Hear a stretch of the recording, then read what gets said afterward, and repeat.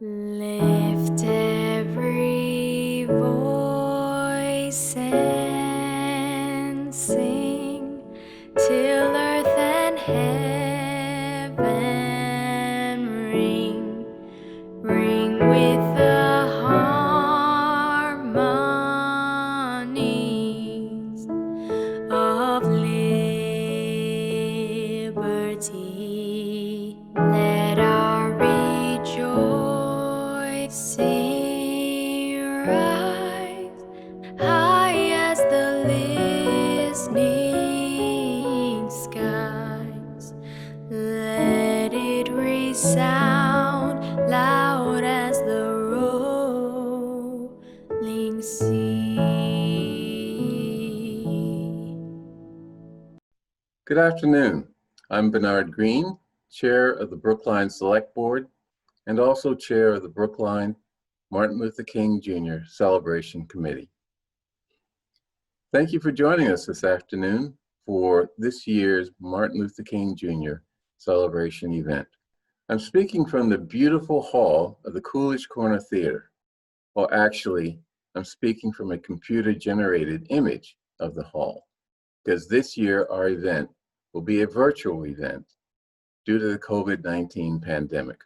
But our virtual program today, we hope will give you a deeper understanding of the complexities of the struggle for human and civil rights that Martin Luther King was such an important part of. We will start with the thoughts of students from Brookline High School and Boston University on the challenges we face in today's world and their relevance to Martin Luther King.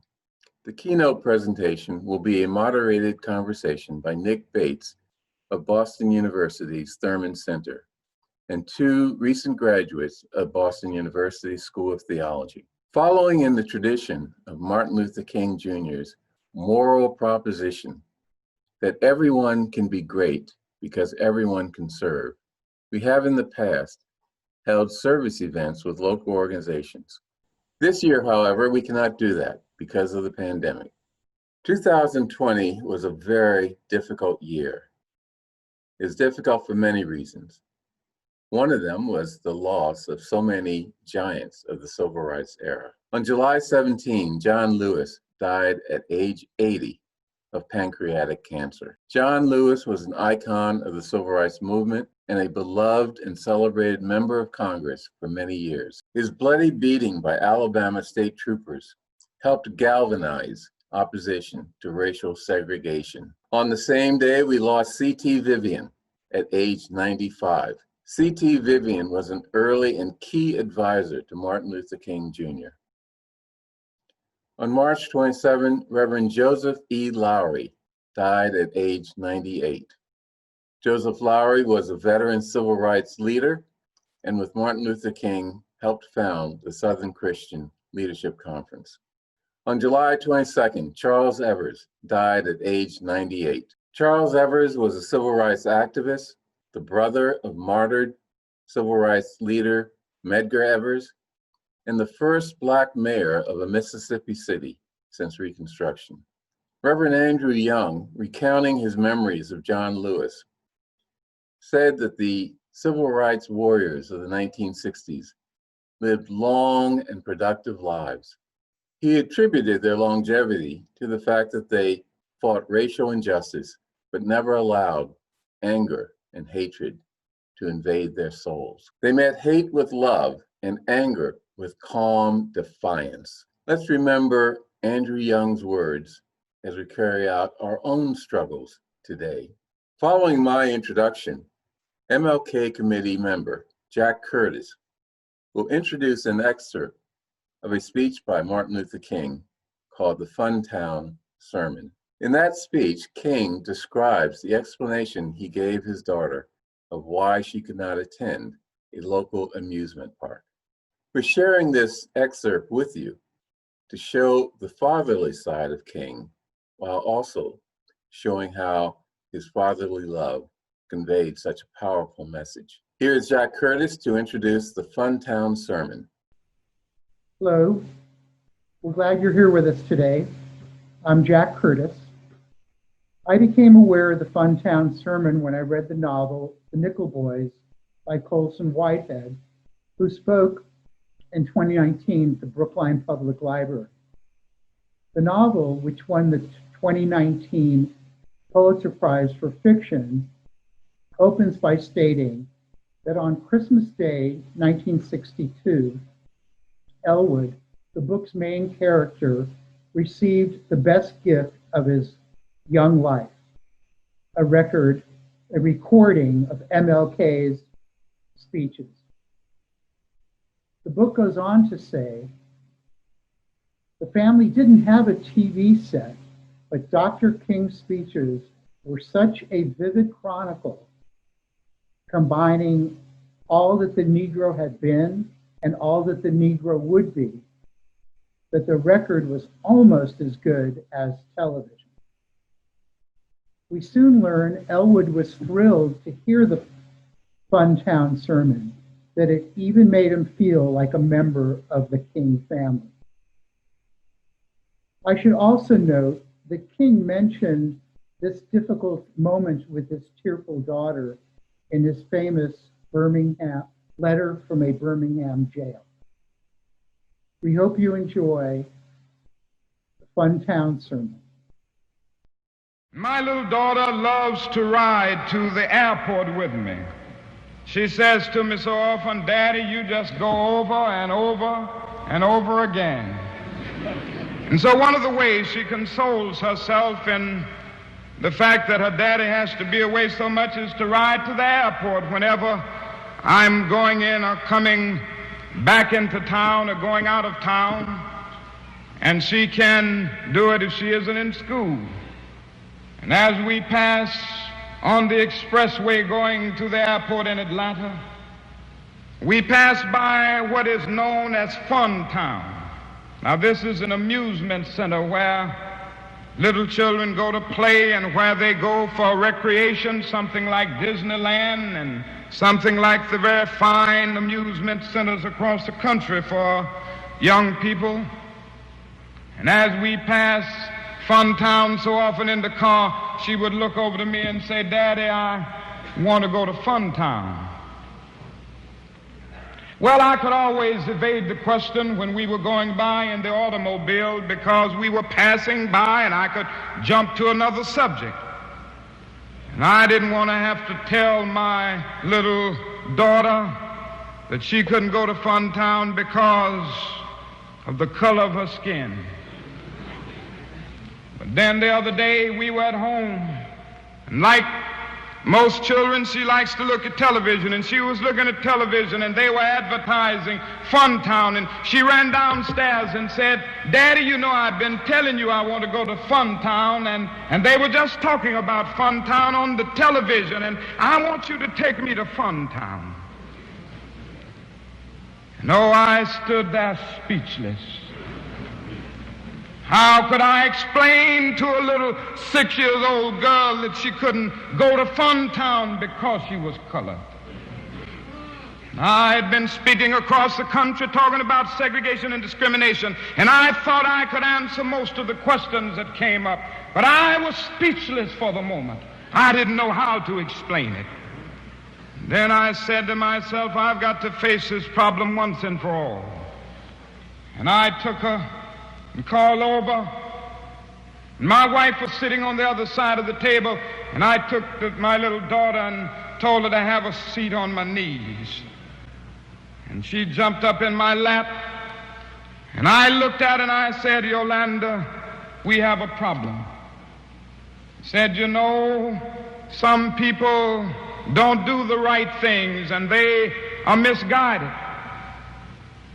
And so they have developed a system where white people go certain places and colored people go certain places." And I said they have Funtown like that so that they don't allow colored children to go to Funtown. And then I looked at that point because I didn't want her to develop a sense of bitterness. I didn't want her to grow up with a sense of hatred and bitterness in her heart. And so I had to rush on and say, but now all white people aren't like this. There are some white people right here in Atlanta who would like for you to go to Funtown, and there are some all over the country who are right on this issue. Still, there are those who have been misguided. Then I looked down into her eyes, and I said to her at that point, and I saw tears flowing from her eyes at that point, I said, Yoki, even though you can't go to Funtown, I want you to know that you are as good as anybody who goes into Funtown.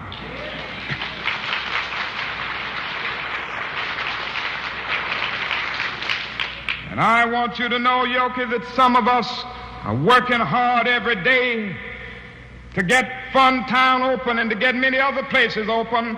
And I say to you that in the not too distant future, Funtown and every other town will be open to all of God's children because we're going to work for it.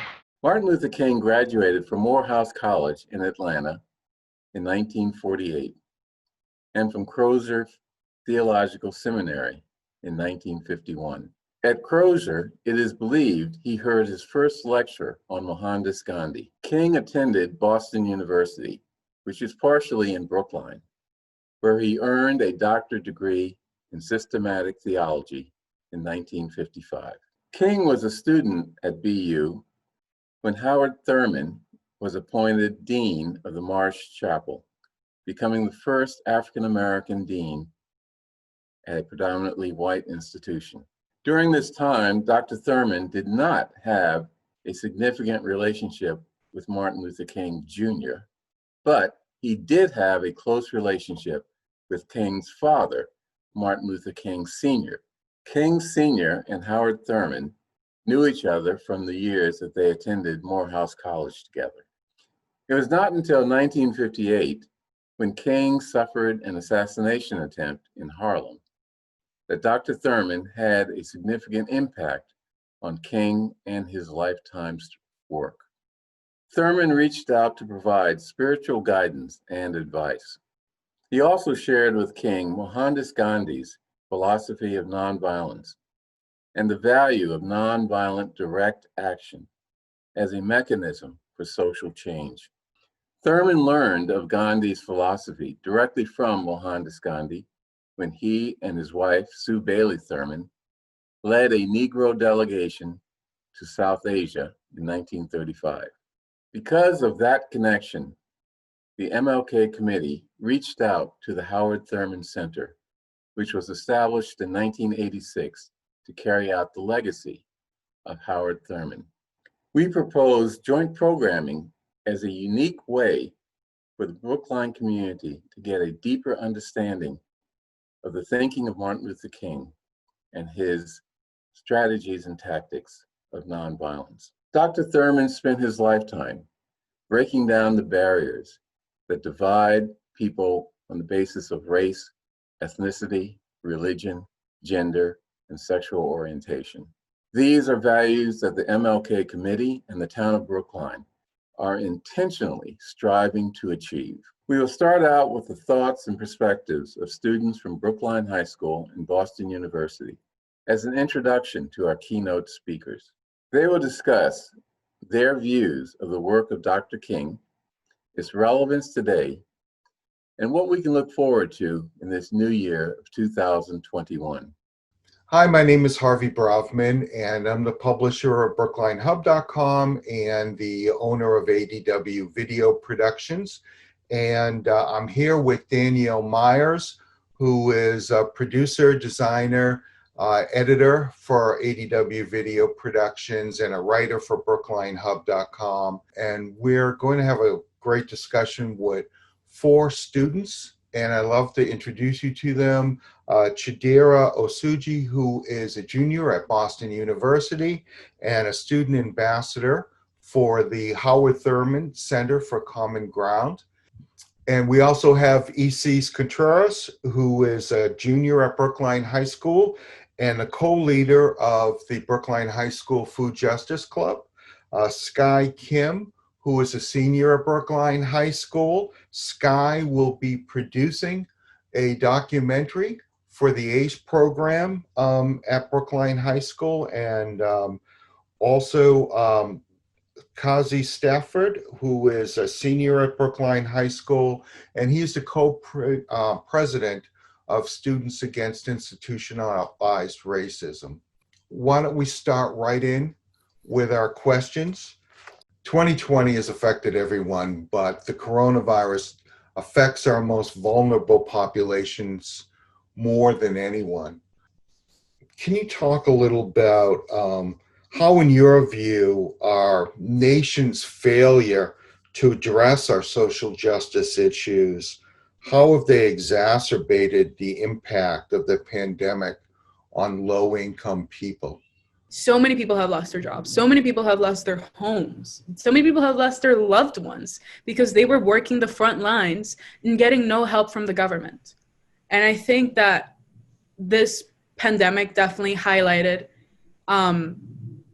the issues that we need to work on and the issues that the government needs to work on, because a protest is not enough. It needs to be all of us. It needs to be people in power working on this. We, the young people, need to push forward legislature that will get us to the goal where these people are no longer at disparity. They were really put as the shield for everyone else that was able to stay home and said, deal with it. And it sickens me. Yeah. How has that made you sort of feel watching this play out on TV or on your computer? What's happened to our vulnerable populations? My family is Nigerian, so it's the immigrant lifestyle. This place is supposed to be like the dream place for immigrants, but when you come here with the darker skin tone, that's when you really see what the American dream can get for you. And so this year just exposed everything that I already knew. Half of my family works in nursing homes. Half of my family works in nursing homes, most likely to get COVID. Many of the essential workers are people, like EC said, most likely to get COVID because we were told that we're essential, but we're essential. Where's my extra pay in case I, get sick from this COVID? The first time I really recognized what was going on was in 2016 when I was a sophomore in high school. And so I either 16 or 17. And now, as of now, two of the biggest Black Lives Matter events, Philandro Castile and George Floyd, have happened in my state. I live in Minnesota. I live 30 minutes away from Minneapolis. And so this is just how, I don't know how to say it. And it's just like, this is how it's always been. If you come to Minneapolis, if you come to Minnesota, the people at the bottom are the Black people and the Latino people and the immigrant people of darker shades. Kazi, I'm going to go to you and just, you can either sort of respond to what Isis and Chidera said, or, wanted to throw something else out at the group that's very much related, because this is going to be aired on Martin Luther King Day. And how do you feel that Martin Luther King would have faced the challenges we face today? When Chidera was talking about George Floyd, I definitely had an intense emotion reaction to that, because it was just it definitely hurt like my soul, because someone from the community was taken away. And that was scary, because George Floyd, he could have been someone from Boston, he could have been someone from any other place in the country, and that's a scary thought. Sky, I think that the effect that the pandemic has had on the Asian American community has been pretty profound and also overlooked, with the President of the United States talking a lot about the China virus. And I'm wondering if you would like to comment on that a little bit. I feel like it's not talked about as much as and so I don't know, I feel like when the whole COVID hit and everything, that's when it was brought out a lot more. And so people began to realize like, oh, this is something that happens like every day, not only just like right now. Do you think that the pandemic brought to light discriminatory actions against Asian Americans that have always existed, but maybe became exacerbated by the pandemic? Yes, I think the pandemic brought to light Americans face in this country. I wanted to answer your initial question about what I think MLK, Martin Luther King Jr. would want us to do now. I've been sitting on this question thinking to myself, like, what would he think about, 2020? What would he think about what we're all doing? And I think he would want us to think deeply and remain consistent and remain to have fire under our butts. I think it's sad that it takes a pandemic to bring up the flaws that we have in this country.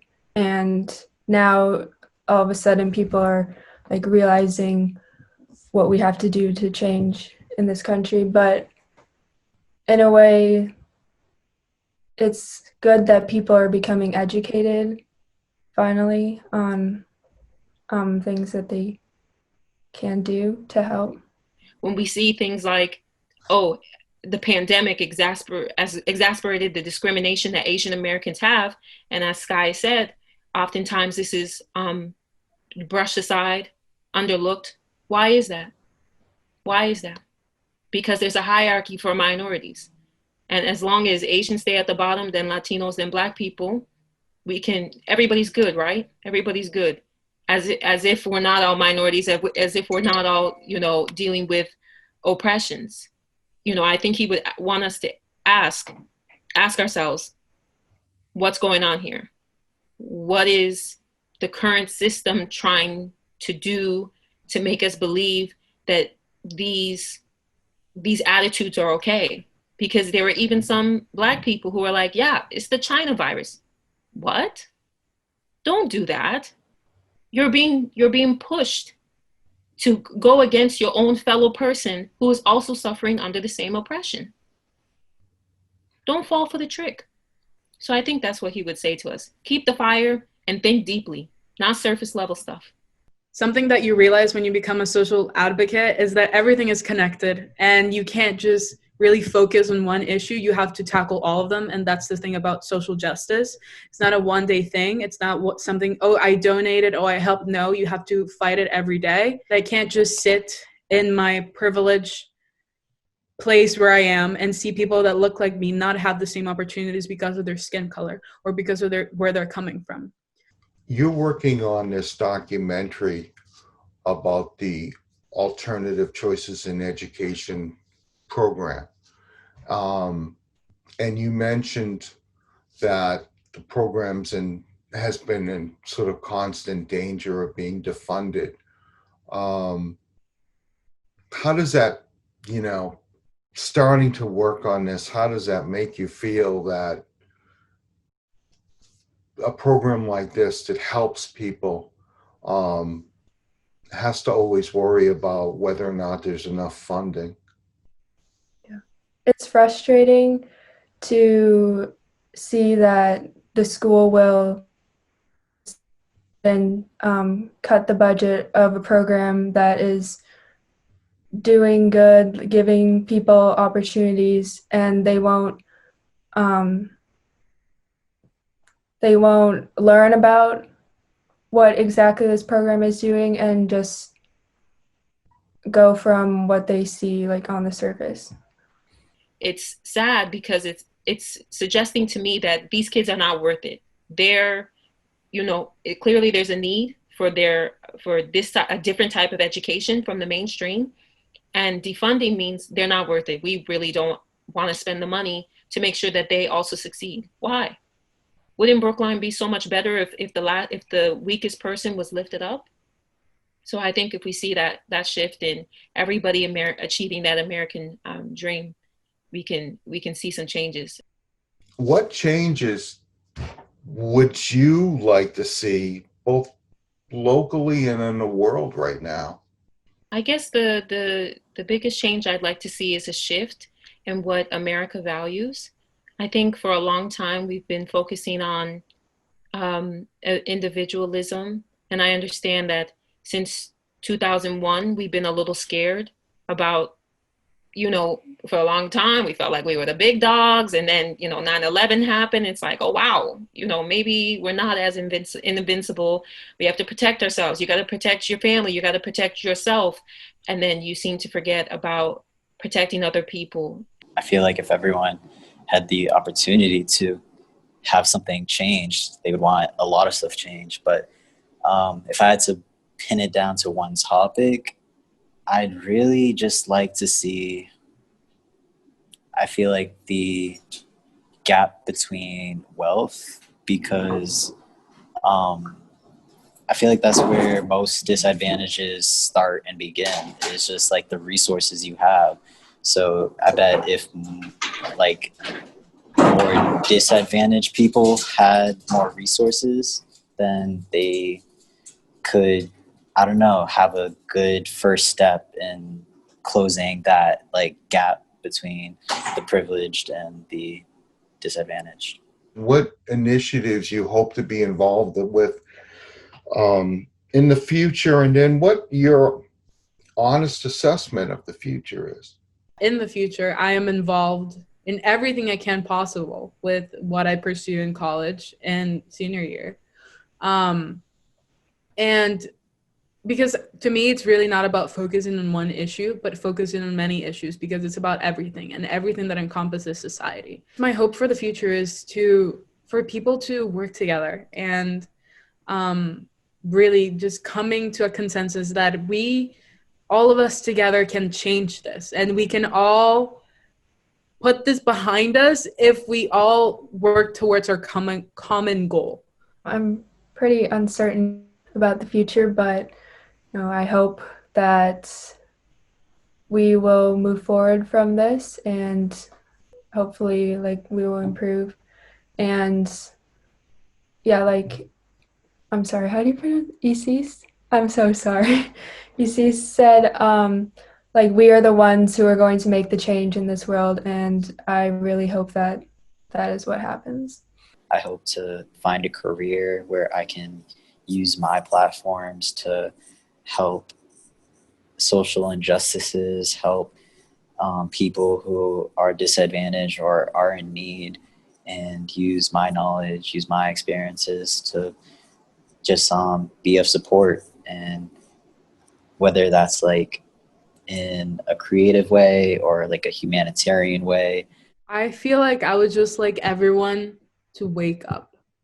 There's many things that need to be fixed around the world, but these things won't get accomplished unless we all work together and come to the consensus that we need to change these things. So the first change that I would like to see is people waking up to the problems that there are and working together to put down these problems, to resolve these problems. Definitely the first thing that needs to be fixed is the fact that we all need to have conversations like this everywhere for the problems in the list to get solved.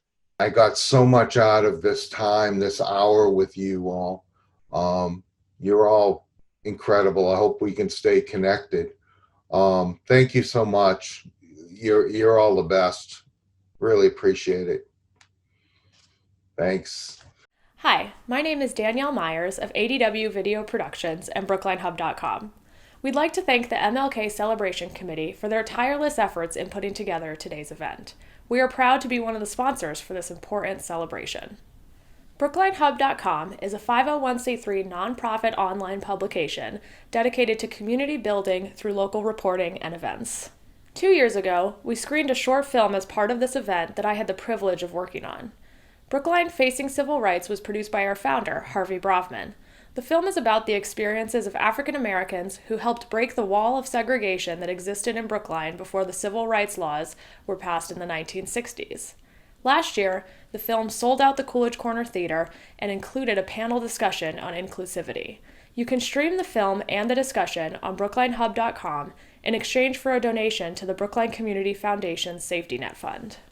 You can also stream Soul Witness, a film that features interviews with Brookline Holocaust survivors conducted 30 years ago, on soulwitness.org. For the last 11 years, Harvey has been interviewing outstanding teens as part of an event held at the Coolidge called the Brookline Youth Awards. The following video features highlights from Youth Award recipients during the past decade talking about their social justice initiatives and their thoughts on racial equality. In order for us to be one of today's sponsors, we needed our own sponsors. Special thanks to Anita Jameson of Irving's Toy and Card Shop and Brookline Community Foundation for helping us produce these video segments. So the weekend when Trump passed his executive, I think there were 6 executive orders, I was really mad because I just felt it was in a hidden way. I felt that it was a Muslim ban, and I was really getting upset because I am Muslim. So we decided to do a protest, and we decided to do it in front of the Brookline High School the Monday in the morning, early morning, like 7:30 a.m. So many people came. There were about like 70 kids and teachers. So many people came and showed their support. I also created about 50 posters so students and teachers can hold them while they're protesting. We have assemblies about different kinds of racism and xenophobia, but we never had something about anti-Semitism, so that was something that really bothered me. And I had written an email to deans before bringing this up. Then a group was made, the ADL Peer Leadership Group. They're teaching teenagers to help educate their own peers to not do these things and to learn how to stand up for what's right. It was important to me to make a difference and to try to speak up and joining these groups. And when I joined these groups, I saw that there were other people who felt the same way about their Judaism or other people who felt the same way about their identity. And it felt good to interact with those people and learn how to make more of a difference so that for future people who come to high school of all forms of identity, that they can feel more comfortable. Attending a homeless shelter every Saturday morning definitely opened my eyes to the reality that many face in our world today. I would make breakfast for homeless people from ages 18 up to 24. These were the ages the homeless shelter actually accepted. I interacted with a lot of people, actually kids just 1 or 2 years older than me. This definitely changed my perspective because I was able to meet people just like me or who were once just like me and ended up in such a difficult situation. I definitely believe that everyone at some point in their lives should definitely volunteer at a homeless shelter. You meet a lot of great people. Sometimes we're blinded by our daily lives because so many people around us are struggling and we don't see that. Last year we did a project trying to show that immigrants are in fact mostly working class and they do contribute greatly to the American economy.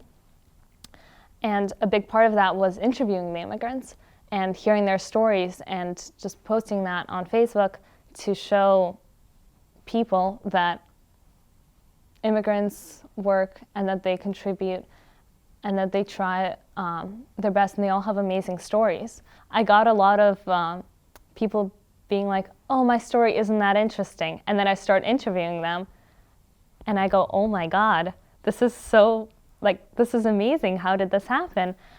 And then a lot of people were actually, I think, quite appreciative of the fact that someone was interested in listening to them. I started my committee with my friend Ben called SARE, and we started to work together and created alternate perspectives to the main curriculum, and we put it together into a book and presented it to the head of the history department for 8th grade.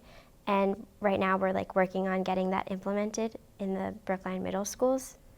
And I got involved into all of these different racial justice programs because I really wanted to make change in the community and impact kids who felt like me, who felt like they didn't belong because of their race or that because they've faced racism that they could never do anything. And I also wanted to provide a space for other people, no matter if they were people of color or white students, to talk about race because I think it's really important to have these conversations.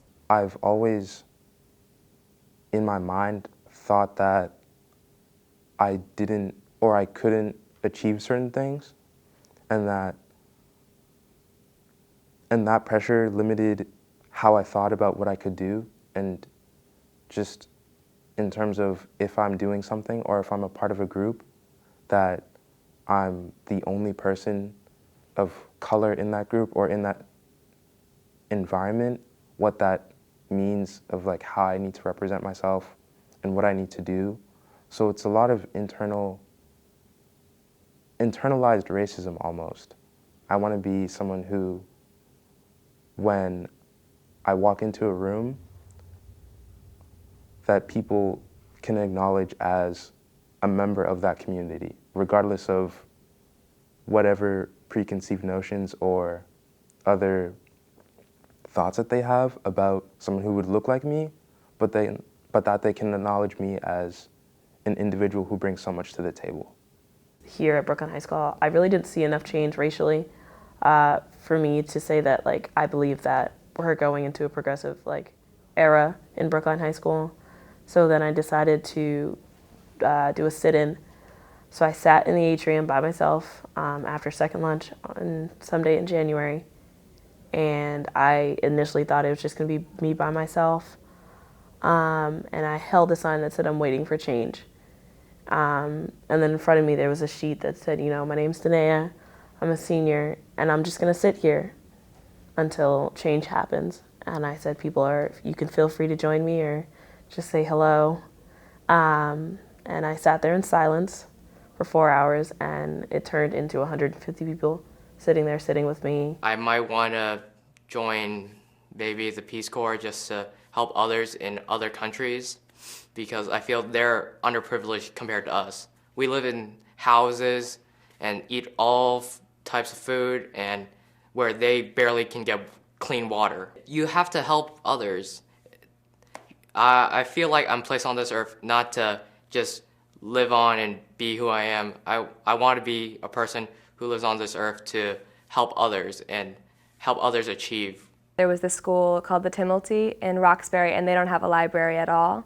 So I started putting big boxes in the atrium at Brookline High and Devotion School, and the support was incredible. Every time I walked by, the box would be overflowing, and I would empty it, and then it would overflow again, and we got thousands of books. So now it's a working reading room. So students can take books home over vacations at night and go there to do research projects during the day. So it's a huge resource for them. It's really helpful. I thought that going to the library was like a total drag. And like to think that they're like so excited to have something that I just like totally took for granted is like really awesome, but also really hard to think about. I started a mental health club here at the high school. It's called Active Minds. It's part of a national nonprofit. We're trying to get rid of the stigma around mental health and make it so that people can talk about what they're going through, because their mental health is so stigmatized. And I've experienced stress like all throughout high school, and I think a lot of kids have. And I think that being able to say that I'm stressed and being able to be like, maybe I need to do something differently, I think that that's good. Like, who cares what religion you are, what color you are? Like, we're all people, we're all just trying to do like the same thing here. In light of what had happened at Parkland and the tragedy, a lot of students were feeling like we shouldn't just be complacent, and we had a responsibility that a lot of our politicians were not upholding. We wanted to think about how we could make it powerful and not just a walkout, and so we actually had present a lot of voter registration forms. We registered almost 100 students yesterday to vote. It just felt so hopeful in a time that I think a lot of people could use some hope. I started organizing the Boston Climate Strike with a team of people all under 20 years old. And we put together a march of over 10,000 people in just Boston. When I stepped up on the stage to address the crowd, I felt the electricity, the energy of, 10,000 young people in front of me vibrating the stage with their power. And it just felt like we could not be stopped. When I started kind of getting involved with the Environmental Action Club at the high school, I had no idea that high schoolers could actually go inside legislative office buildings and speak to representatives. I thought we were just going to sit around a table and complain about climate change all day. But you have to take that first step, and I was, blown away. And just because you're young does not mean that you're naive and that your voice doesn't matter.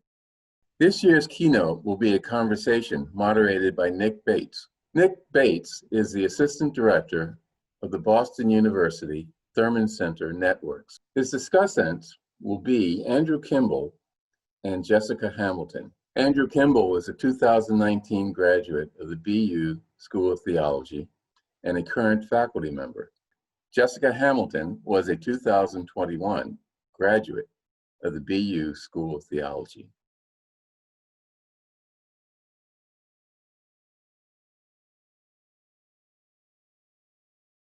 Good evening, good morning, good afternoon, wherever you are. Greetings to the town of Brookline.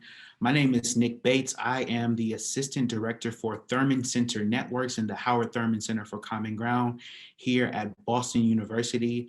As well, you all have heard of our intros and you heard a little bit about what our conversation will be tonight. In our three boxes on your screen, you will see Jessica Hamilton, I apologize, and Reverend Andrew Kimball as well. These are two people who are former Jessica's a current School of Theology student, and Andrew is a recent graduate of the School of Theology. We're here today to talk to you a little bit about two icons of the civil rights movement. One is a little bit more known and more popular than other, and then the other is a little bit more influential to some of the philosophies that you all have seen in the civil rights movement, but you may not know about this person's influence. And so I would be wrong to not give you more information about our namesake here at the Howard Thurman Center for Common Ground. So to give you all a little bit of peace, and then we'll get into our conversation.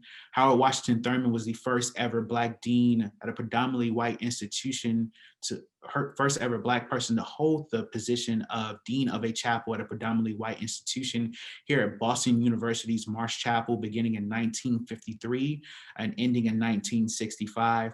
As you all know, if you think about the context and the time period, that's a pretty monumental statistic and iconic thing to be able to hold such a position, especially since Boston University is traditionally a Methodist institution.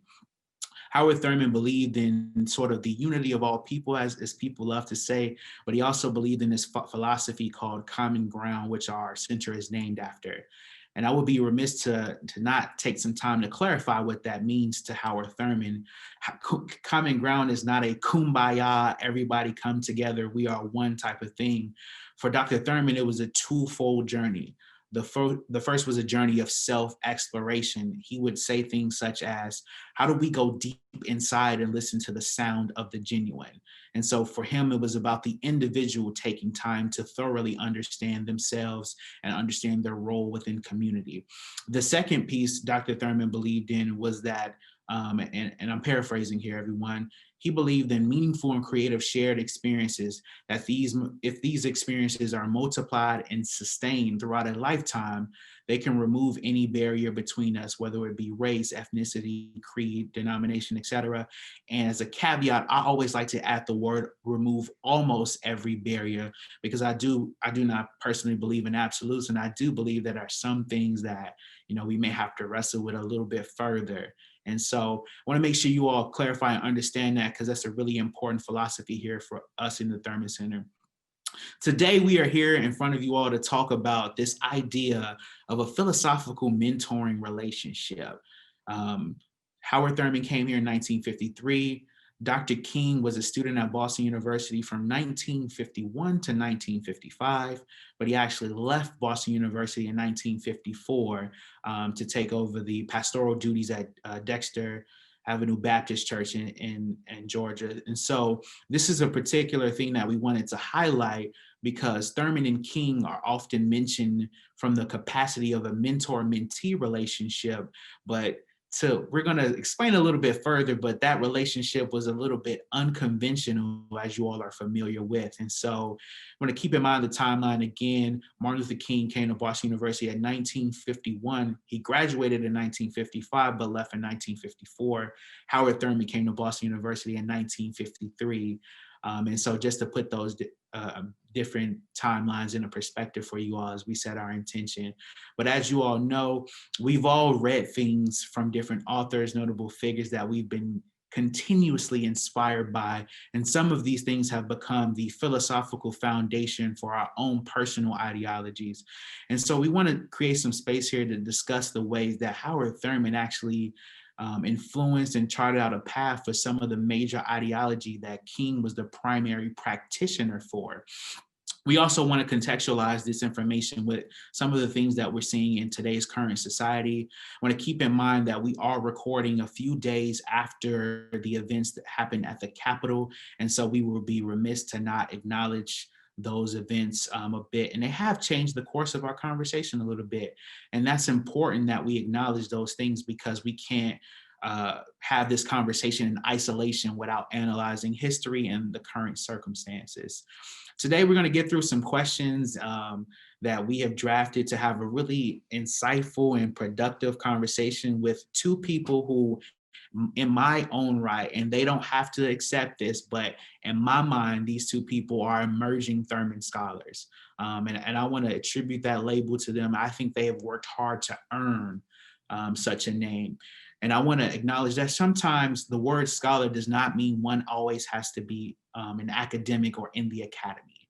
I think we have people who I would call street scholars who have knowledge that they have learned throughout their life and experience. That is embodied knowledge that I think is very important and should be honored. And so I would like to give this label, this title to these two. And I am by no means an authority to do such a thing, but that is how I feel about the work that they do and the knowledge that they possess. So it's really important to have this in context with the work that they're doing as young people growing in their professions or rerouting their professions and trying to figure out something different, more meaningful, more true to their purpose to make sure that their life is continuously alive. So without further ado, I'm going to get into our first question. I am going to ask Jessica to start to answer our first question for you both, but what was your first introduction to King's work? And I'll start with you, Jessica.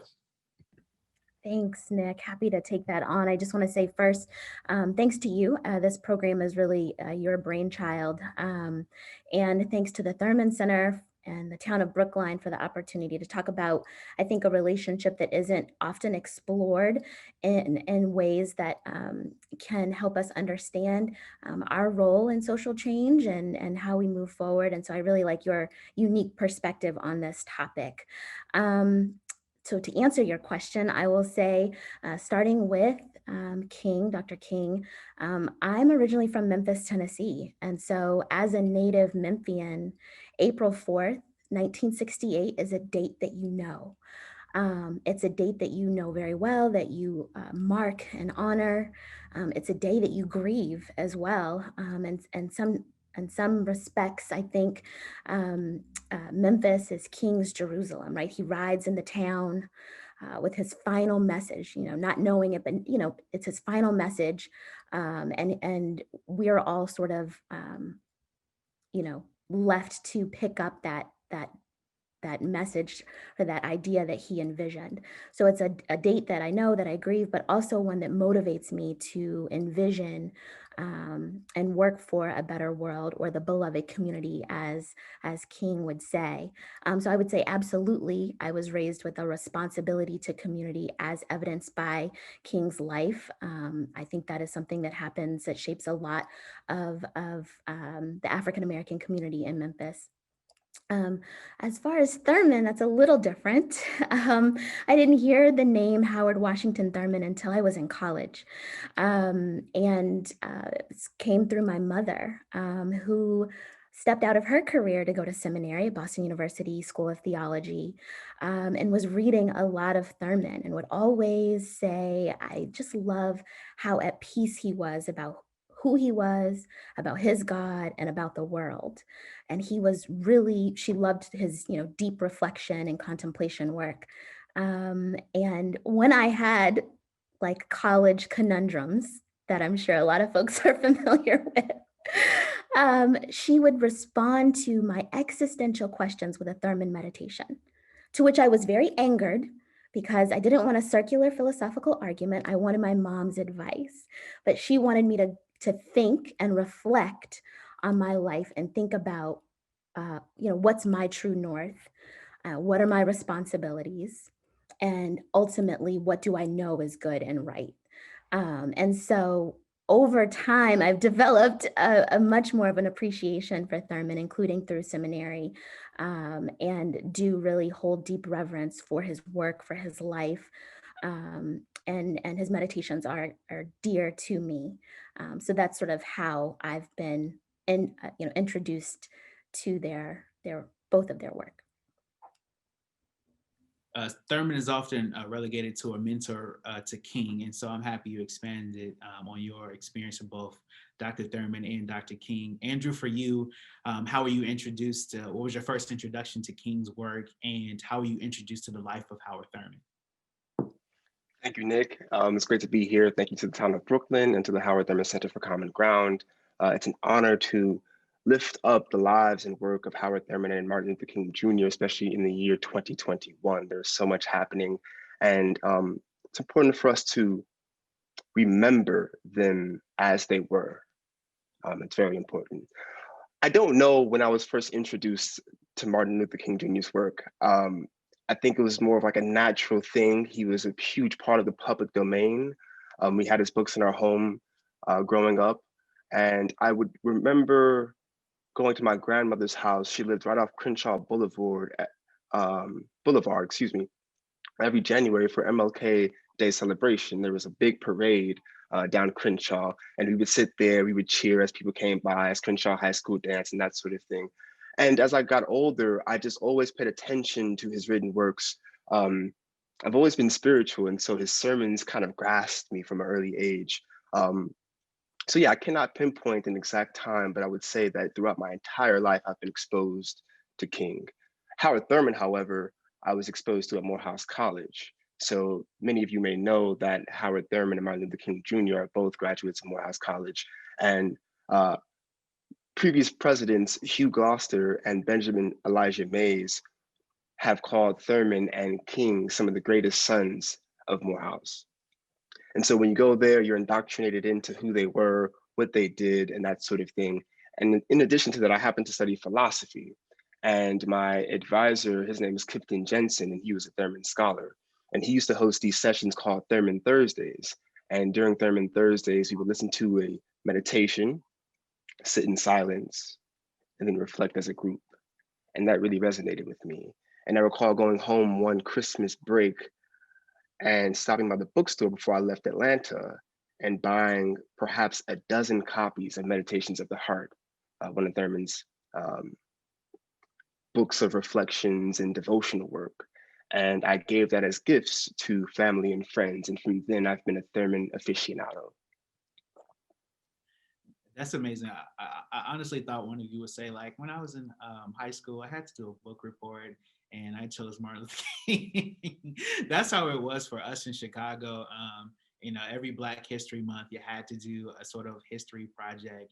And at a certain point, Martin Luther King was not an option anymore because everyone would choose him. Thank you all for sharing, such eloquent thoughts and eloquent experiences with both of them. We'll get into our next question. At Boston University, the relationship between Dr. King and Dr. Thurman is often mentioned as this traditional mentor-mentee relationship. According to written records and personal testimonies from people in both of their inner circles, they had very limited in-person interaction. Can you all expand on your understanding of King and Thurman's mentor-mentee relationship? And Jessica, we'll start with you again on this question as well. Great question. As I mentioned, I learned about Thurman through my mother, and she did, in fact, introduce him to me as King's mentor, right? Because I'm in college, a little cynical. I'm like, what's so special about Howard Washington Thurman?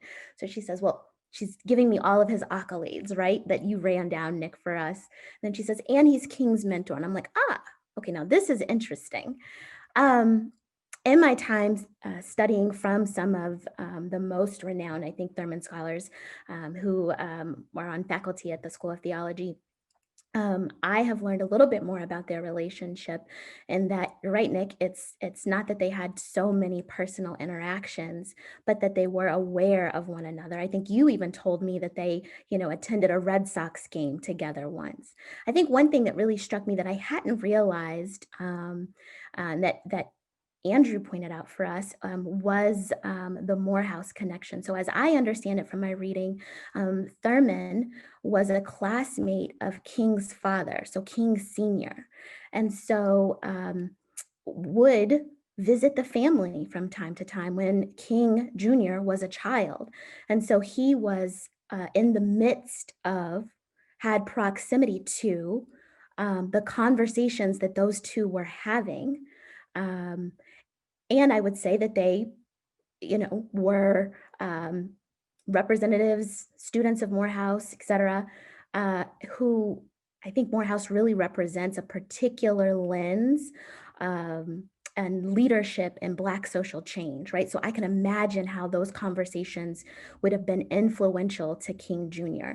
And so I've heard it said that it was more like, having an uncle come over to dinner, right? And so thinking about Jr. being young and hearing Thurman's ideas and his father's ideas and being greatly influenced by them and having that be his lens. I think that's something that's a piece of the pie or a part of the story that you don't often hear, but I think it's really important to note, particularly when people say, what's the difference between Thurman and King? Know that Thurman was in King's atmosphere when King was a younger person. And so younger people, are watching, are listening, and what you do and say is incorporated into their worldview and their lens. So I think that's a really important aspect of their relationship. But I would say, Thurman's sermons drew people from all over to Marsh Chapel. There's lots of stories, if you just even scroll through any articles that you read about Thurman, you'll undoubtedly find someone that said, I once heard him on the radio at Marsh Chapel. I once saw him at Marsh Chapel. It was the thing to do to come to see Howard Thurman. His sermons were so powerful. And again, I've heard it said that King attended Marsh Chapel as well and listened intently to Thurman, took notes, and was very influenced by him and was reading Thurman. That's clear as well. And so I think their connection early on in King's life made it such that Thurman was someone that King would pay attention to in his work and would trust later in his life when Thurman visited him or wrote to him after an unfortunate incident in which led to him being hospitalized. King really took Thurman's advice to rest and to go deeper in to do his interior work, which Thurman recommended for everybody.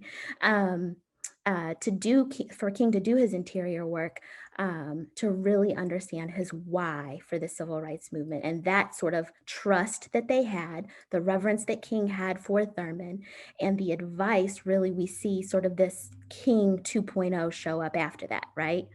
So I think those are some aspects of their relationship that are really important when we think about philosophical mentors.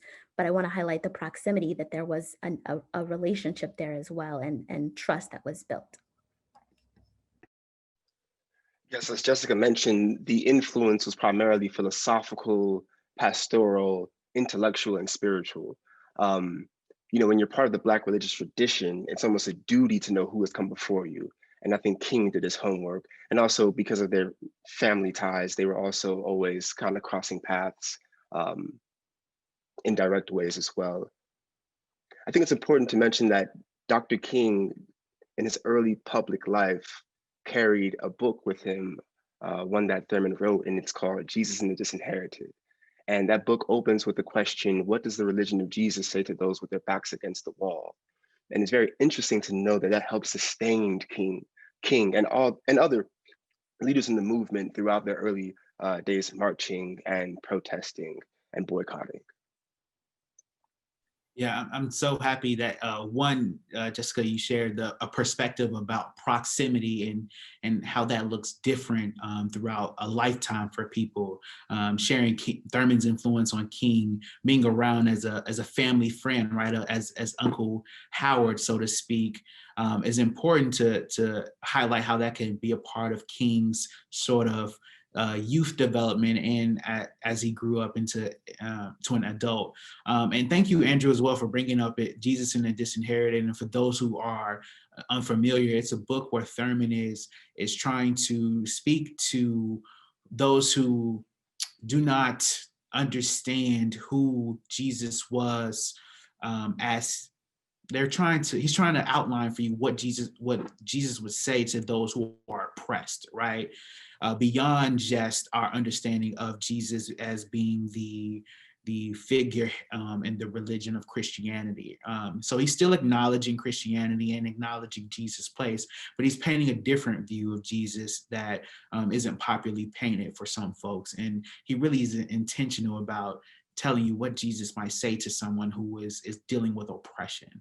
And so I think that's really key to highlight. Thank you, Andrew, for bringing that up.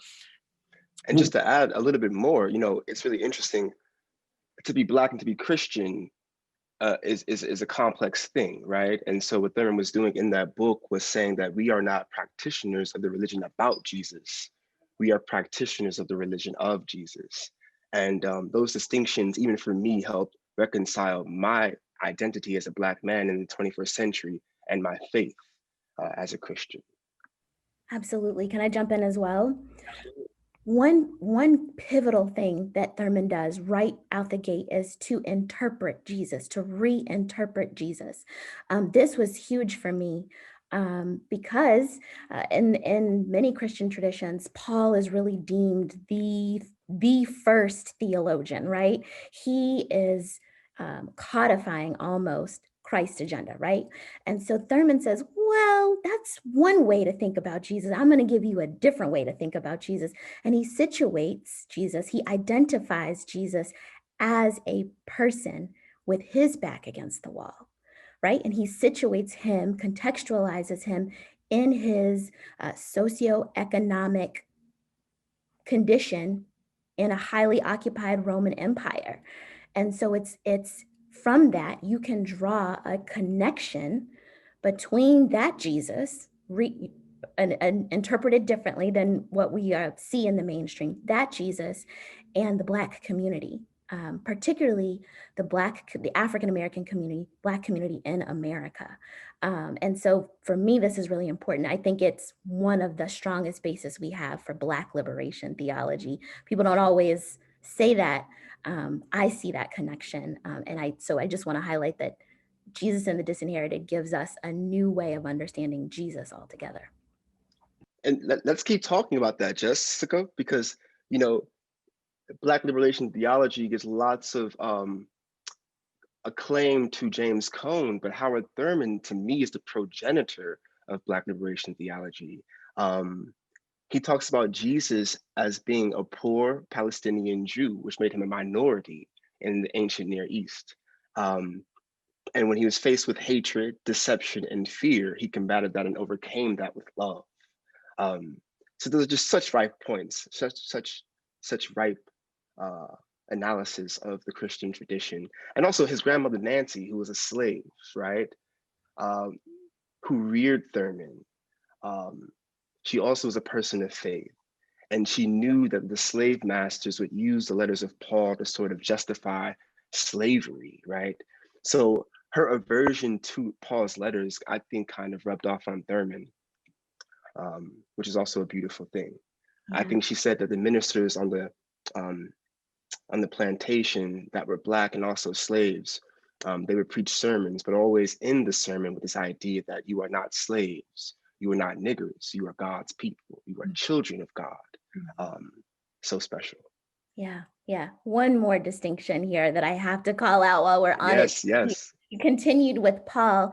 Not only does Thurman give us an interpretation of Jesus, right? He contextualizes Paul as well. He essentially identifies Paul as privileged. Paul was Jewish as well, but Paul paid his taxes, right? He was a wealthy, like part of the Jewish leadership, right, at one point. And so he was protected in the Roman Empire. If you paid your taxes, you were protected. And so he tells us when Paul says things, he's doing it from a place of privilege. What Jesus is doing is from a place of being someone who is marginalized, who is oppressed, who has their back against the wall. And having the distinction between the two, when you are enslaved and there are people who are telling you what you must do while you are enslaved and using Paul to support it, that distinction means a lot. Generationally, it means a lot. I actually want to, you all went here, so I have to push you even further. Can you help our audience understand why it would be so instrumental for Dr. King to carry this book along with him in his early public life? And if I recall, he carried Jesus and the Disinherited, a copy of the Bible as well in his early public life. And so could you all help our audience understand why some of the teachings in that book would connect to King in such a way and therefore influence King's actions within the greater movement? I think using the example of Jesus in the face of all of these threats of non-being, right, is really central here. He uses love, not just some passive love, this touchy-feely thing, no, but love is speaking power to truth, right? Love is confronting the evil forces in the world, but not confronting them with violence or with hatred or meeting them with the same sort of animus that you've been met with. It's about going deep within to dignify oneself, but also dignify the person who's in opposition to you and your demands for simple things, equality, right? We're talking about, and let's put this in the 21st century context, right? We're struggling now for equal pay, equal protection under the law, adequate housing, etc. And for those that oppose those sorts of human rights, and do it in such a way that degrades our humanity, right? I think for us as the oppressed, it becomes very easy to say, we must raise up in arms and do something not just radical, but something destructive, right? We want to tear down the systems that oppress us. And I think it's okay to tear those systems down, but to do it non-violently, I think, calls us to a higher level of humanity. And I think for King, that was central. And to also mention, Thurman and King both met Gandhi while Gandhi was under British rule.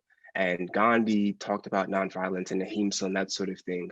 But Gandhi also believed that it was going to be the African-American who brought nonviolence to bear in such a way that transformed society. And I think we see that with King.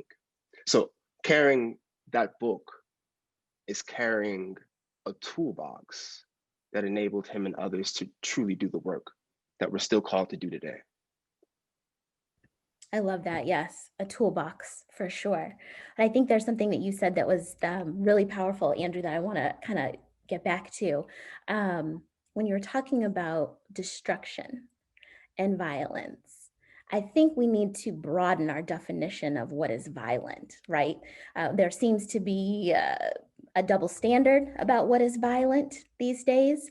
There seems to be a labeling of some people as violent while others are not, of some behaviors as violent without putting them in context to what was done before.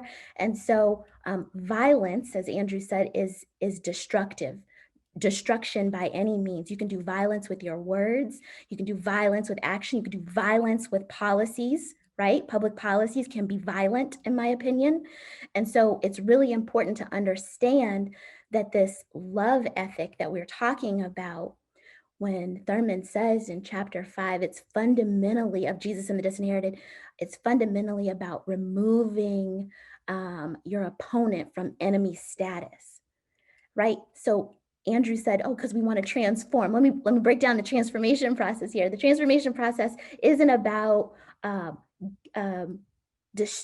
sort of eradicating bad systems, structures, violent systems and structures, and then moving to replace or switch the power dynamic, right? It's not so that you then leave the status of having your back against the wall and then you become powerful and you do it to somebody else. That's not what we're talking about. Thurman is talking about a fundamental shift in how we organize our lives, as I read it, which I love politics, so that's what I think of it. And so he's saying something differently. And I think for King to carry Jesus and the disinherited with him at all times really speaks to the end goal of his work, right? And people are scared at this time, like, what is he doing, right? People in the government are really nervous about what King is doing. His end goal isn't to switch the power dynamic such that people who are in power are now with their backs against the wall. King is talking about how we live together, honoring one another's inherent dignity and worth. Not such that what you've done to me that I will do to you. That's not what I'm going to do. When he's talking about the beloved community, he's talking about fundamentally reframing this democracy project we have here in America, which is so important then, it's so important today. Well, you all have taken us here, so I want to ask this follow-up question. Two philosophies that King and Thurman both shared were nonviolent protest as a technique of direct action for organizing, and this idea of a love ethic necessary for communities. Can you all expand on the significance of these philosophies in the greater fight for human rights and what they mean today? In terms of what are some direct examples that you all see in the world today? And I'll let Andrew lead on this one. Thanks, Nick. That's a huge question. And I guess we have to move slowly, perhaps, through this to do it justice. So nonviolent direct action, from my point of view, is about struggling for justice and equity while respecting oneself and those in opposition to us, so to speak. This isn't an easy thing to do. If we look at the 60s and even 50s, there were trainings that were hosted throughout the South. People had to be equipped with resources for being spit on and being clubbed and being sprayed with powerful firefighter water hoses and that sort of thing, to not respond naturally, which in some instances could be, fight or flight, but the fight response, it just takes training. I'm stuttering because I laugh because I think about myself, and I think about myself in the 60s, right? And in this whole struggle for our humanity.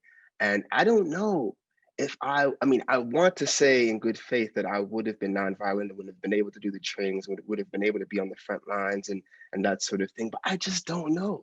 I don't know.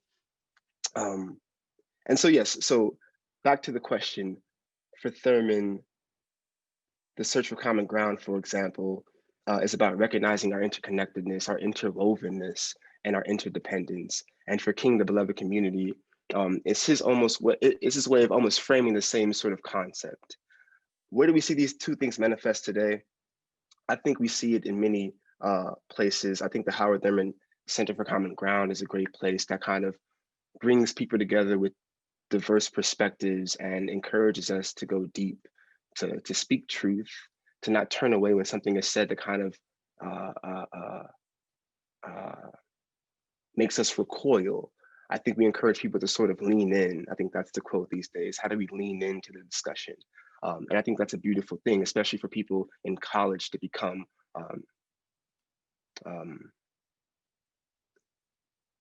for them to become accustomed to, let's put it that way. I also think that interfaith and interreligious and also interracial coalitions fighting to register voters in the South are doing this work. In addition, I would like to point out Reverend William Barber in North Carolina. His Moral Mondays movement, his Poor People's Campaign is a direct connection to King and the work, the unfinished work that he left behind. So yeah, these things manifest in many ways, big and small. I see it manifest in my own community in Roxbury.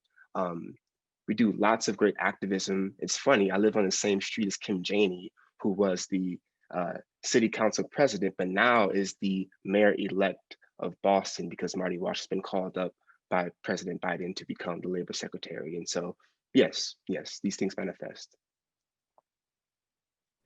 Yeah, I'll take the question a little bit of a different direction. Andrew's talking about, the nonviolent direct action trainings.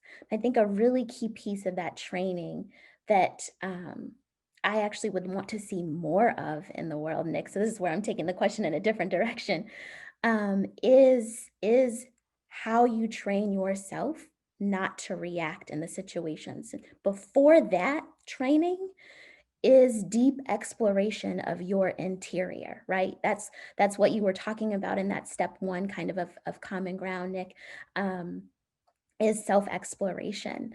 And so if we understand ourselves to be interconnected, for example, COVID-19 has shown us, I hope, how deeply interconnected we are, how our decisions, for example, to wear or not wear a mask greatly impact not just your family, but your surrounding community. And how your decisions generally with the policies you support or don't support truly affect and show up in the lives of others, right? So we're interconnected, but what helps us in that step two of common ground of finding these creative and shared and creative meaningful experiences is the fact that we've done our deep work.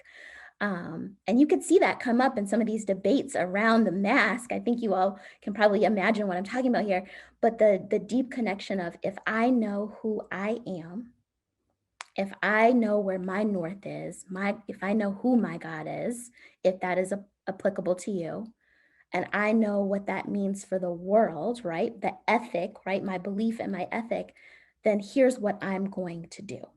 Right? That's the same resolve I could imagine that comes up when eggs are being thrown at you when you try to sit at a lunch counter to integrate it, right? It's the same thing that comes up when hoses are turned on you, right? Or dogs are unleashed on you by the police. It's the same sort of I know who I am that is so important. And so what I love about what this pandemic has shown us, I hope, is the importance of the interior such that you know it for yourself and you see it in and for others, that you value others the same way that you value yourself. Places like the Thurman Center, I agree, are doing this. We're starting to see a lot of these conversations even on the House floor, on Capitol Hill, right? People are pleading, right?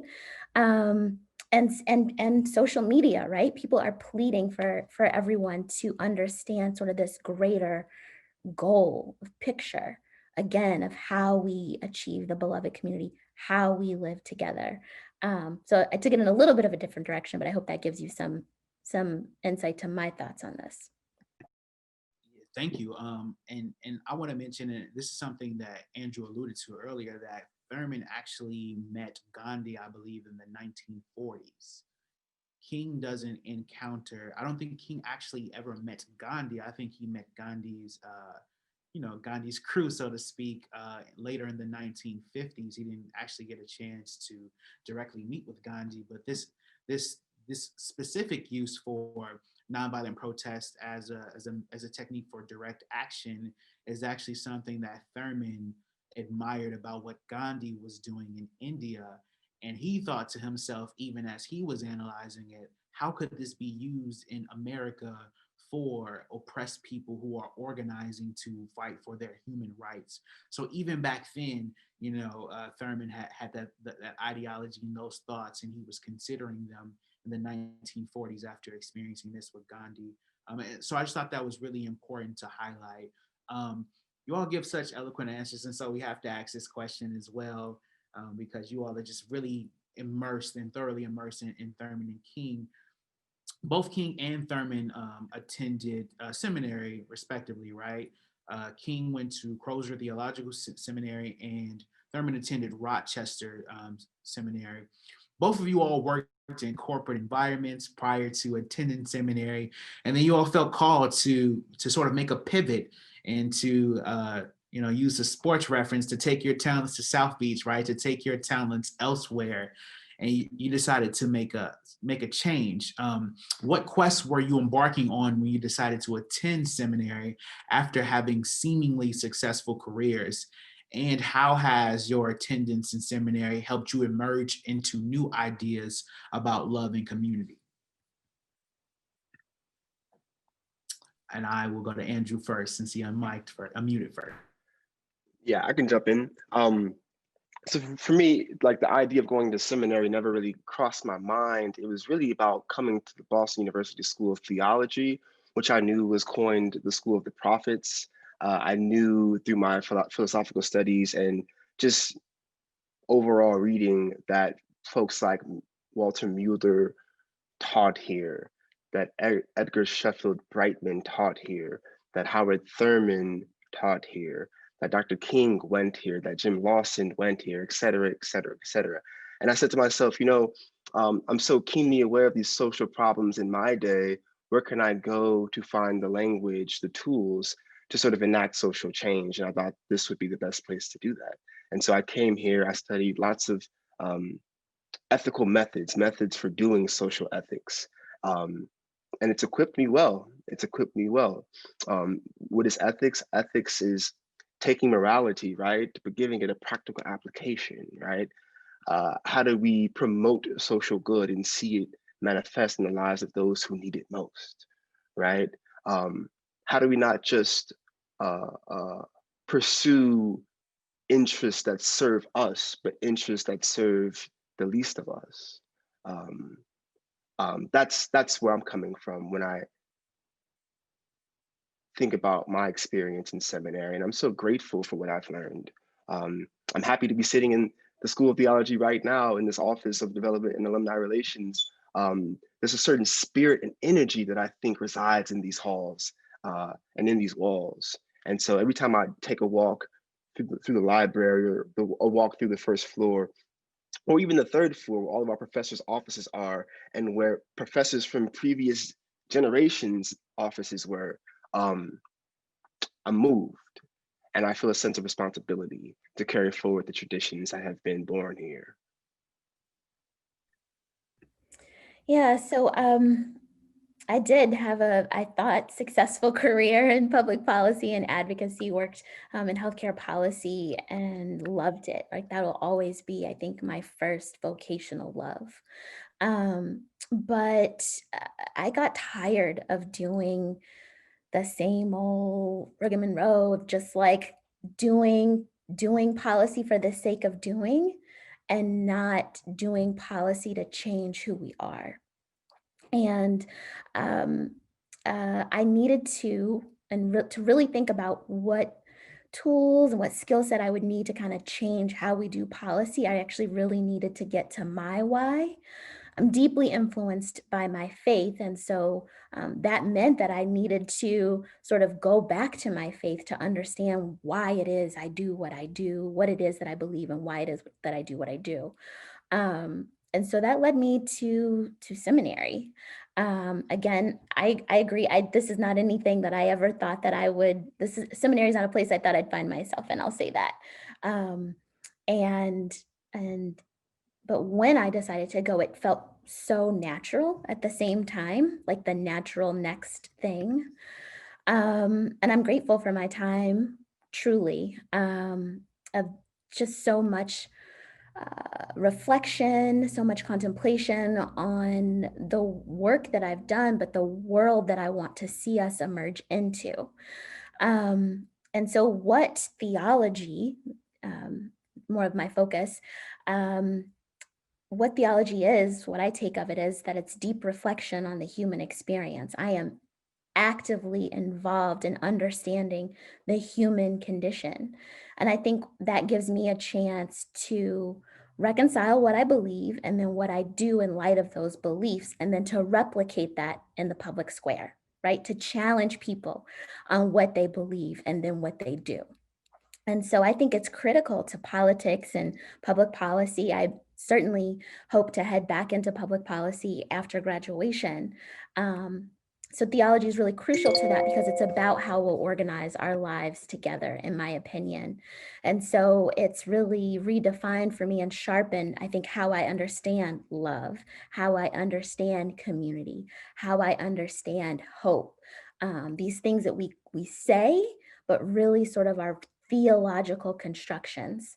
So for example, that love is creative really reminds me of our responsibility to constantly be creating something good, right? Not something destructive, because that would actually be hate.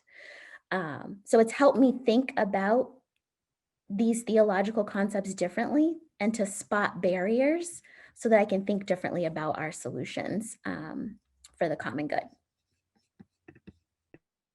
Thank you. I really appreciate you all offering those perspectives about your journey.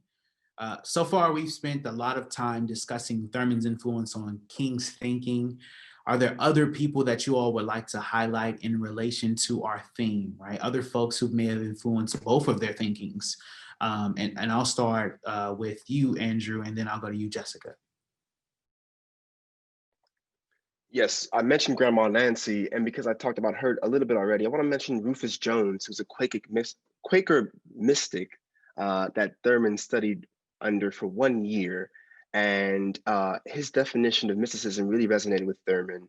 And the definition was that mysticism is an immediate awareness of relation to God, right? So Thurman and his spiritual work is not so much priestly, it's much more shamanic. And by priestly, we mean just articulating the contents of the Christian faith. And by shamanic, we mean moving people toward an encounter with God. So yes, I'm ordained these days, and I really used that conception in my work on a day-to-day basis. How do I lead people toward an encounter with God? Which inevitably leads to what Jessica was saying. Once you kind of align your internal world with the good, right? That internal world must express itself without. And that's what leads to transformation, to true transformation. So yes, Rufus Jones. Jessica, for you. Yeah, so for me, I'm, thanks in part to my social location, and I apologize here, I'm dodging the sun, everyone, I apologize. Thanks in part to my social location, I'm always interested in the role of women and really feel a need to feel grateful to be involved in conversations around giants, but also want to interject things from my lens, right, as a Black woman. And so I've always been curious as to the role of women in the civil rights movement and the narratives that are perpetrated that really exclude them, to be quite frank. And so I have just of personal interest and my own quest to sort of understand that piece. And so I think it's really important to name the ways that King and Thurman were influenced by women. And so to start with Thurman, Andrew mentioned Thurman's grandmother, Nancy Ambrose, who was an enslaved person who really influenced Thurman's faith. But I saw an interview with him once that sort of said that she gave him sort of this spine that he had. To be bold and courageous in this world with his beliefs, right? He was also, deeply influenced by his mother, who, as I read his autobiography, may have been struggling with some sort of mental illness, right? And he's deep into his curiosity around her suffering and how she experiences the world. He kind of takes that on as I read his autobiography. He's deeply protective of his younger sister. They're very close. He marries his first love, Katie, and they are partners in changing the world, right? She's an active social worker. She is out in the community contracts tuberculosis and dies, but he chooses he chooses a partner in his wife that really they are sort of focused. They have these same sort of ethical goals for the world, and I always found that to be interesting. His second wife, Sue Bailey Thurman, is undoubtedly another influence on him. She was amazing and doing activism and public service before she met Thurman, is involved in the Young Women's Christian Association, YWCA, traveling with them, leading their, at the time called Negro delegations. And so he's really influenced and I think trusting of women in a way that I don't see coming from men at his time. I know that's controversial to say, but it's just sort of what I see. And I think that's always been a really important thing to name about Thurman, and why I think I've sort of figured out why I like to engage with him, because he takes everyone seriously. It's not like oh, I talk about taking everyone seriously, but these social barriers and labels that we have, you go over there, you go over there, you go over there. No, Thurman is like, everyone is taken seriously. And then I'll say he has two young daughters at the time that he's at BU. And so I think he sees the world through their eyes as well. So I just want to name the women that are influential to Thurman. And one more note about Sue Bailey Thurman. I was reading in some of the archives when I was doing research, people wrote to Howard Thurman asking about Sue. Hey, Howard, hope you're well. Please tell Sue to call me. I need Sue, right? These are really influential people.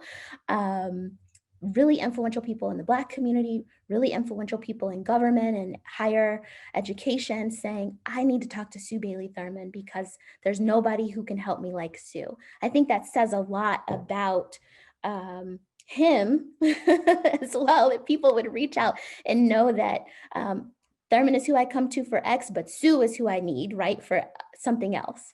That's important. I think sort of that's what I wanted to highlight on those pieces. Thank you all for sharing that. And of course, I would be remiss if I not to add Coretta Scott King's influence on Dr. King. She attended the New England Conservatory, as you all are familiar, and is a trained opera singer. What many folks don't know is that she actually used her opera career as a fundraising mechanism for some of the work that King did. And so that's extremely important to acknowledge, to also acknowledge how she was always sort of politically inclined and very well informed and engaged. And that played a significant role on influencing some of the work that King did in particular. And so it's important to note that, because she continued the work long after he left this earth, he transitioned beyond. So I just wanted to make sure that I add that anecdote as well, and add an anecdote about Sue Bailey Thurman, who I believe is the primary practitioner of everything that we hear for Howard Thurman and how special she was, and a giant in her own right. And when we mention Thurman meeting Gandhi, right by his side, right, not behind him, but right by his side, was Sue Bailey Thurman as well, on one of those Negro delegation trips that Jessica mentioned.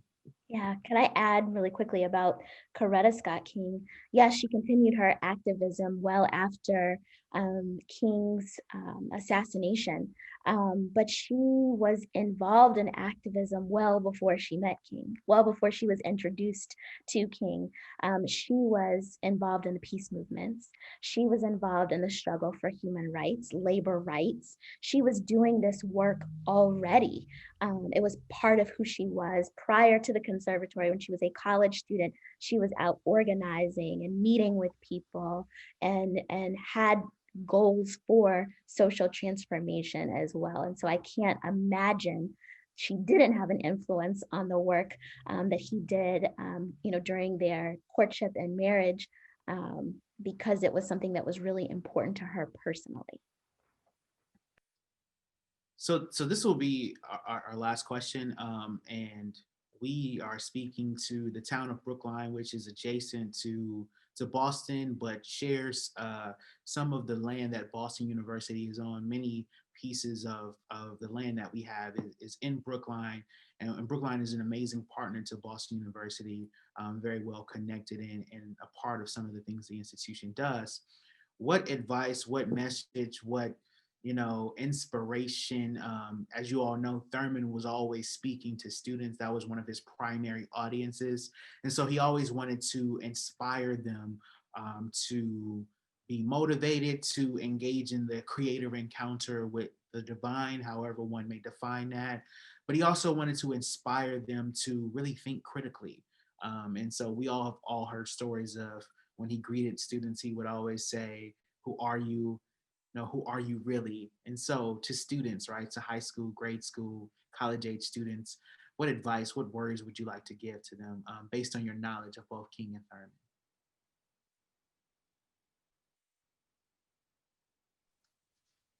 I can say a couple of things. I think for me, with Thurman's influence, it's to spend time in nature. Life is alive.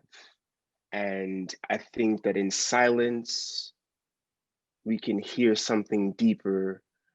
I know social media is right at our fingertips, especially to the youth. Put down Instagram, put down TikTok, sit in silence.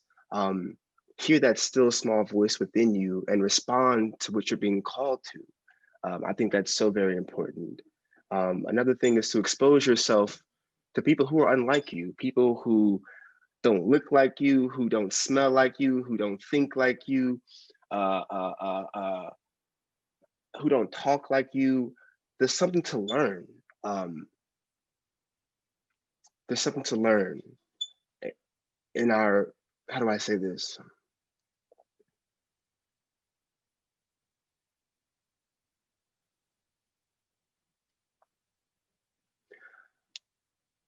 Through our particular experience, I think each of us holds the key to the eternal or universal, right?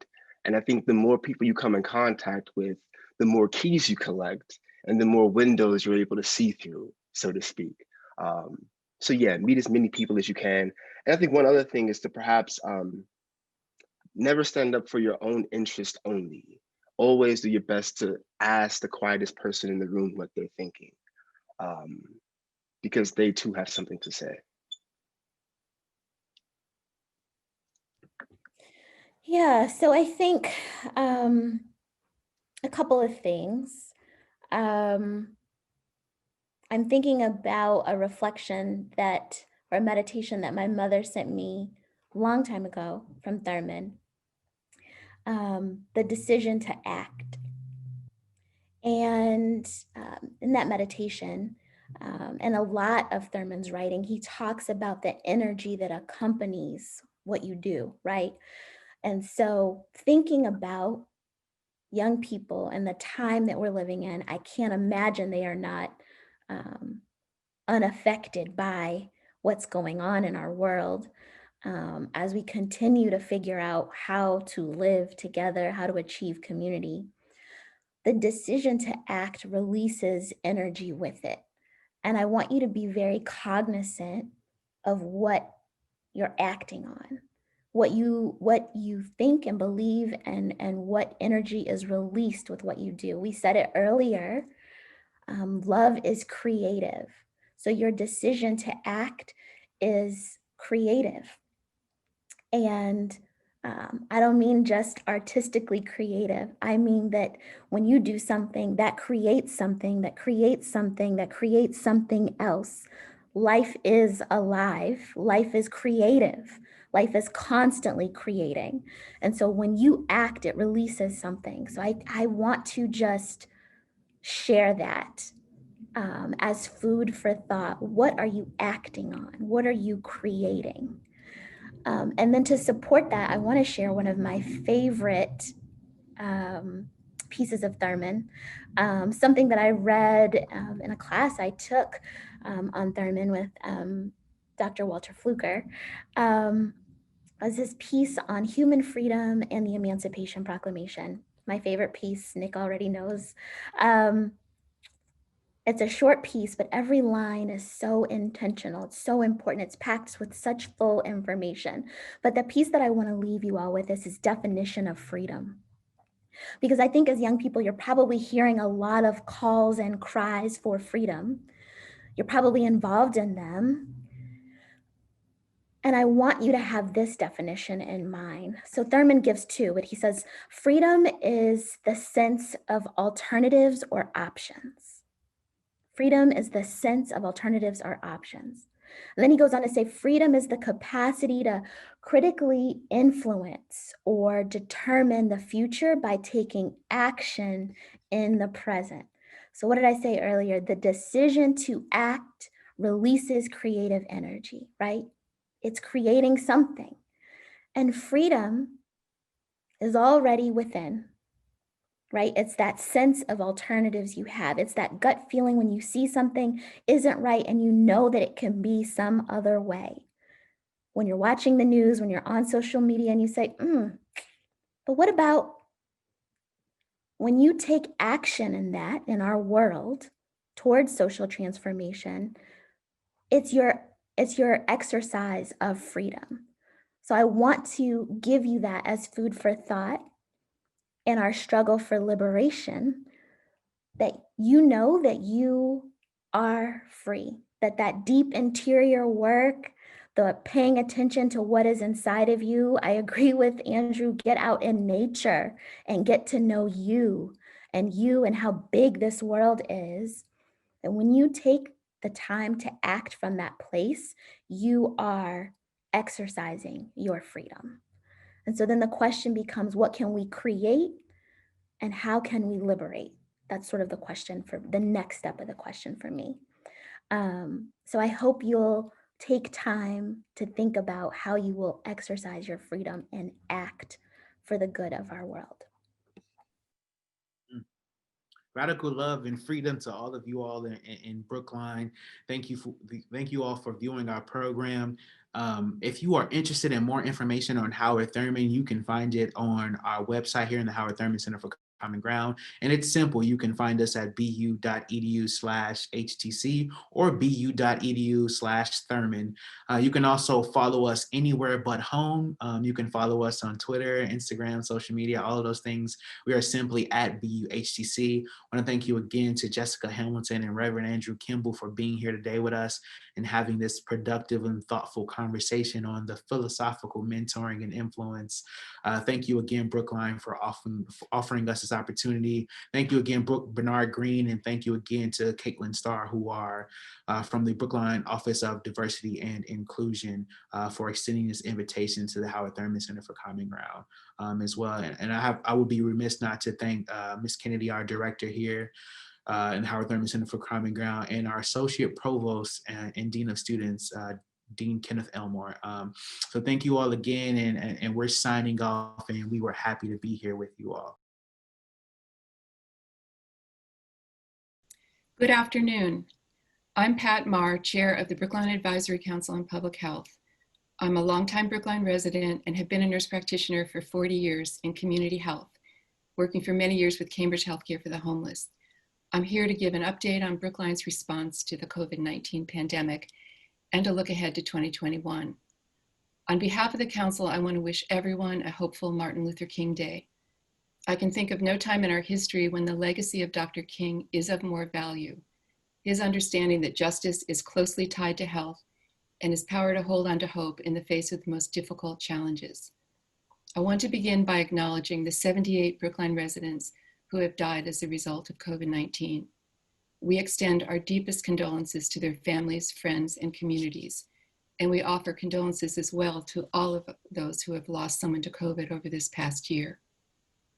From the beginning, COVID-19 was an uphill battle. It is a novel and highly contagious virus that reached an unprepared US and flourished here.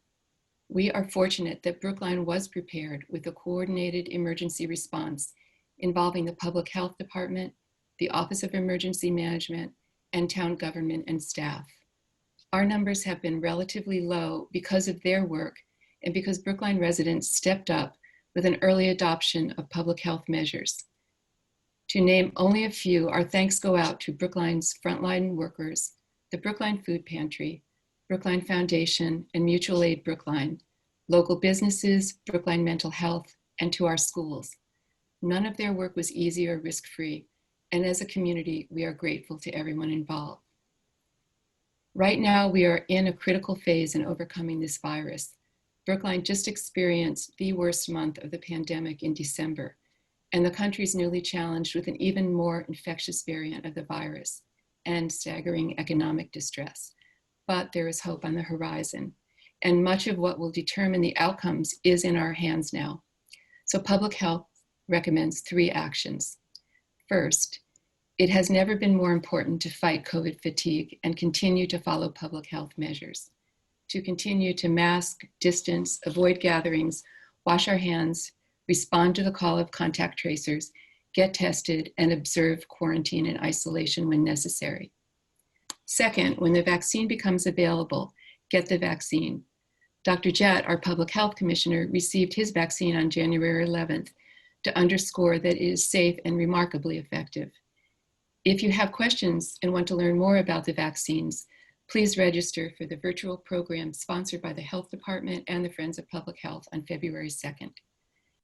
And third, if Brookline is to be healthy, we need to look at the disparities which exist in our own town and beyond. It's important to listen and learn from those who are most affected by these disparities and to do so with urgency because lives depend upon it. The Advisory Council on Public Health is committed to building up the town's public health infrastructure and joining with others in the Brookline community to achieve this goal. So to close, COVID has shown us the broken places, and in the spirit of Dr. King, if we continue to care for and about each other, follow public health guidelines, and challenge racism and economic inequities, we can make it right. Thank you. My name is Giselle Farrow-Puigbo, Executive Director of the Brookline Community Foundation. I'm humbled to be joining you today as we honor Dr. King's legacy and work together to make his vision for a just society a reality today. One aspect of the King philosophy that's made a mark on me is his belief in the beloved community. For Dr. King, the beloved community was a global vision which all people can share in the wealth of the earth, where poverty, hunger, and homelessness would not be tolerated because human decency would not allow it. Racism and all forms of discrimination would be replaced by an all-inclusive spirit of humanity. At the core of his vision is an unwavering honoring of our unique multidimensional identities. The lens through which I see and experience the world is as a woman of color, an immigrant to this country, a mother. I'm Colombian American. I'm also multiracial, a mix of white, Black, and Indigenous ancestry. And the beloved community isn't an abstraction.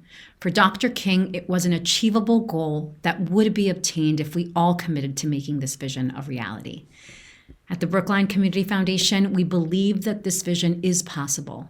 I came to BCF because of a deeply held belief that lasting systemic change happens locally, in the ways that we support and uplift each other, in the ways that we invest in community organizations and programs, in the ways that we can bring people together, and in the ways that we are confronting inequities together to create greater opportunity for everyone. I'm proud that BCF has been able to support community members through the Safety Net Fund and play a vital role in ensuring the health and well-being of our entire community. And as we enter this new year, I acknowledge that BCF has a lot of work to do in how we create opportunity and how we promote equity. It's not enough to commit to moving racial justice forward. We must move to action and prioritize those who are most impacted by inequities here in Brookline. We must ensure that the people most affected by issues and problems lead our efforts to develop those solutions. I believe in this community. I believe in this community foundation, and I believe in our collective power to ensure that every person who lives, works, learns, and plays in Brookline has every opportunity to thrive. And we cannot do that without prioritizing racial justice work and redoubling our efforts to make Dr. King's beloved community a reality here and now.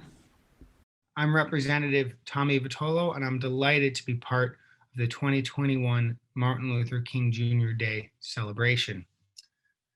I'd love to talk about a long list of issues that came up in 2020 and how we dealt with them as a society and the legislature and so on, but I don't have time.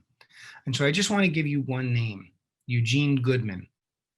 Capitol Police Officer Eugene Goodman single-handedly held back a seditious mob long enough for members of Congress and others to get to safety.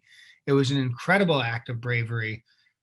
And if you get a minute, I encourage you to Google that name, Eugene Goodman, and watch the video and watch how he was incredibly effective in his role in maintaining our democracy and our peace in the Capitol on January 6th. Without further ado, I do want to share a little bit of the proclamation, not the whole thing, and I'll just share a few whereas clauses. Whereas giving momentum to the movement, Dr. Martin Luther King Jr.'s work led to the passage and ratification of the Civil Rights Act of 1964 and the Voting Rights Act of 1965. And whereas an advocate for nonviolent protest, the Reverend Dr. Martin Luther King Jr. dedicated his life working with dignity and courage towards equality for all people. Dr. King's message of hope, equality, and peace lives on and continues to inspire people throughout the world. Now, therefore, Charles D. Baker, Governor of the Commonwealth of Massachusetts, does hereby proclaim January 18, 2021 to be Martin Luther King Jr. Day.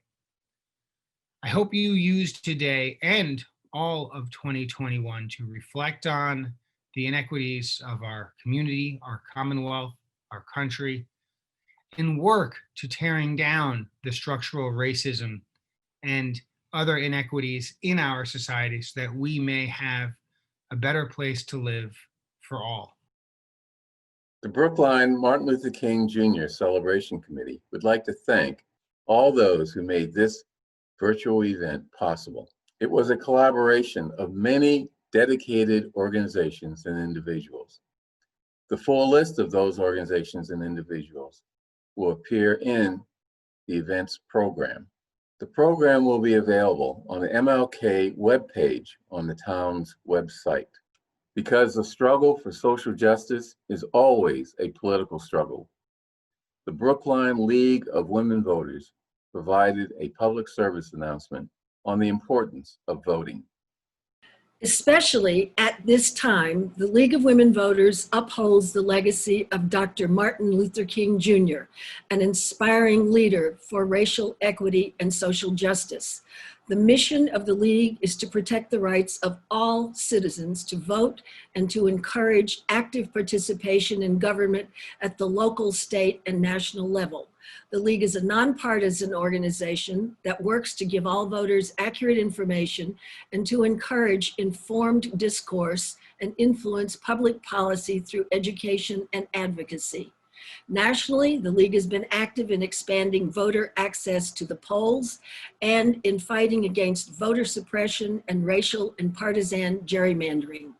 In Massachusetts, the League actively supports early voting, automatic voter registration, ranked choice voting, and the recently signed police reform legislation. In Brookline, during the time of COVID, we offer a variety of virtual educational forums on local issues, such as a proposed vote to change from elected to appointed town clerk. This year, the League is planning a series of virtual discussions and bi-weekly articles in the local tab newspaper on town government, its history, structure, and organization, and the role of volunteers at multiple levels on committees to provide a context for any discussions about alternative forms of government. Please take their message to heart. 2020 showed us most clearly how important is our right to vote, but how fragile it is. The League of Women Voters emphasizes the importance of registering to vote and then voting, no matter what obstacles are thrown in your path. As part of its recognition of the role that Martin Luther King Jr.'s struggles played in opening opportunities for all, the town of Brookline and the MLK Committee is making available the town's annual report on the racial and gender composition of its workforce. This report will be available on the town's Human Resources webpage. Thank you for attending the 2021 Martin Luther King Jr. virtual celebration event.